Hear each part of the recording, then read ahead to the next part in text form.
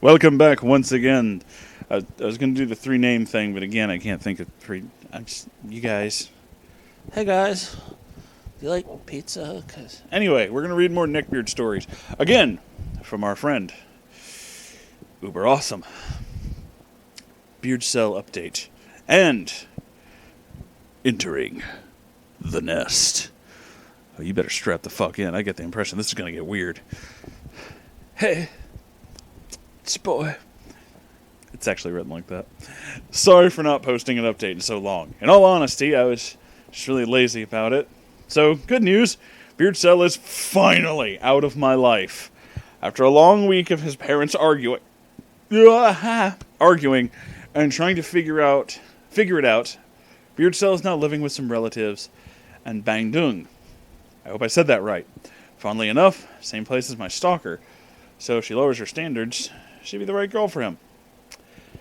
So, in that long-ass week where Beardcel was grounded and being, disciplined by his parents, I did take user Wick's idea and convince my parents to let Batvillain stay in the guest room at my house on and off. Before any of you get your shippy shit together, I did show her the comments shipping us.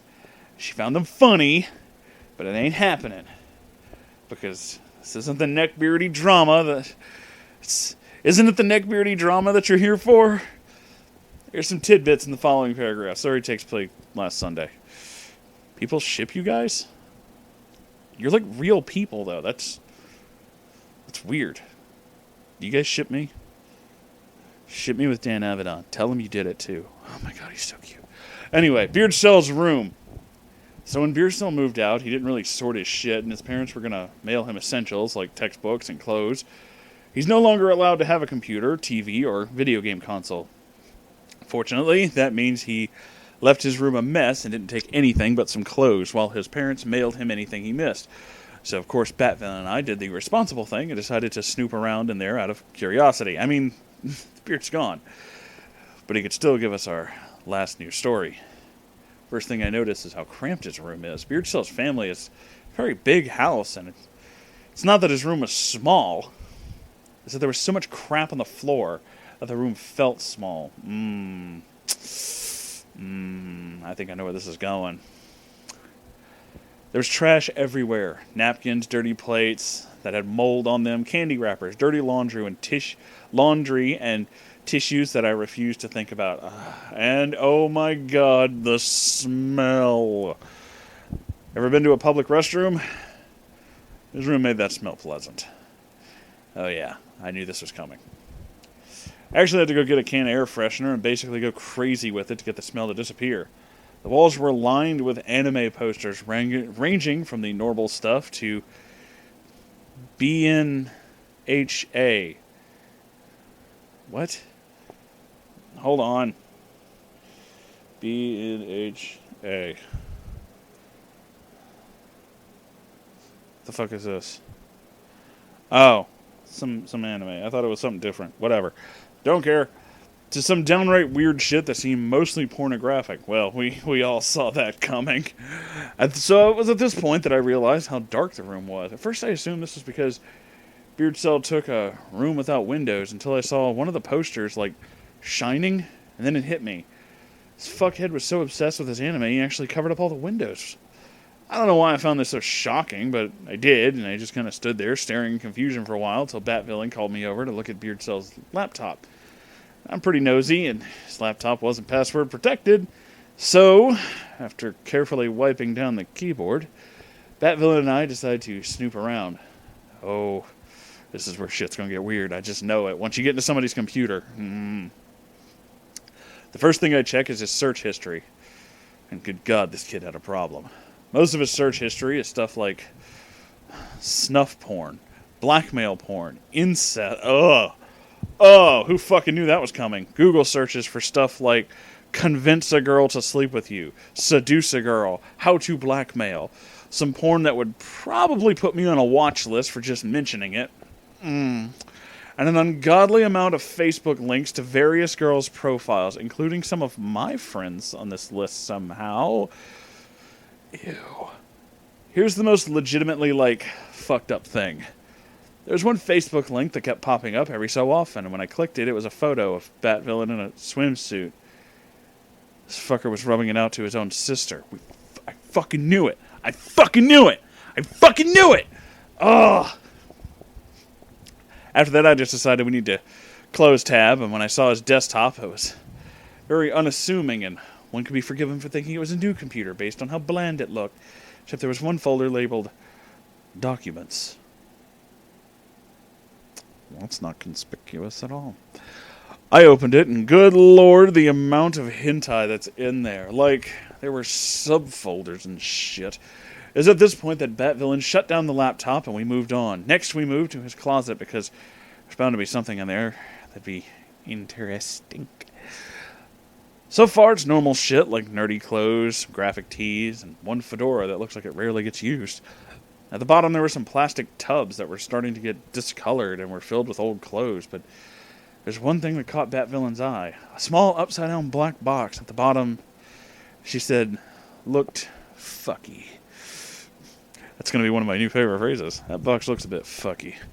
So we take it out and turn it over and open it up, and before we can even open it, Bat-Villain loses her goddamn mind. The top of the box says Gossard, as in Gossard, the underwear brand, apparently. We open it up, and yep, there's lingerie in her size. Evidently, she had lost hers a while ago and assumed she accidentally left it at an ex's house, but no. Her disgusting little brother stolen it out of the closet and used it to fap. We began to wonder what else of hers had been stolen, so we did a lot more digging around. We found some makeup, a set of what she described as hoe underwear, which is apparently what she wears when she plans on getting lucky, an A7X t-shirt that I had given her.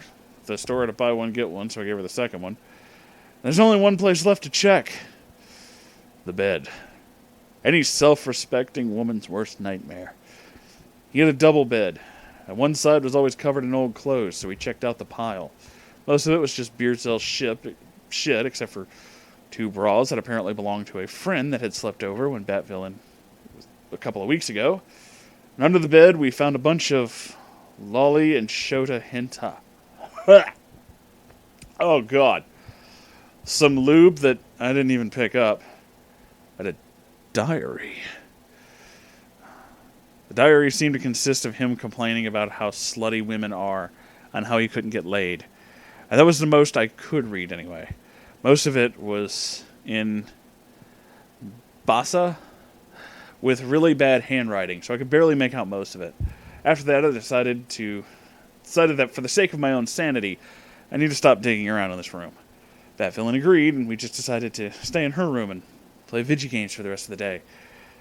So that brings the Beardcel saga to a close, my fellow miladies and gentle sirs. If she and I can figure out what that diary says, I'll be posting a translation of some of the contents here. If you want, she has some past stories about Beardcel from before we met, and in case your appetite for euphoria isn't stated by this tale. I might throw up. That was... really? Your own sister, dude? That's heinous. Oh, that's heinous. Oh. Comment underneath. Oh, almost forgot to mention. In the story, we found the A7X shirt that I had given her. Yeah, it had been cut and torn into pieces. Somebody has rage problems. Apparently, she also did bring all this information to her parents, but no word on how that turned out. So, but still, it's so gross. Okay, we need a little up. Okay.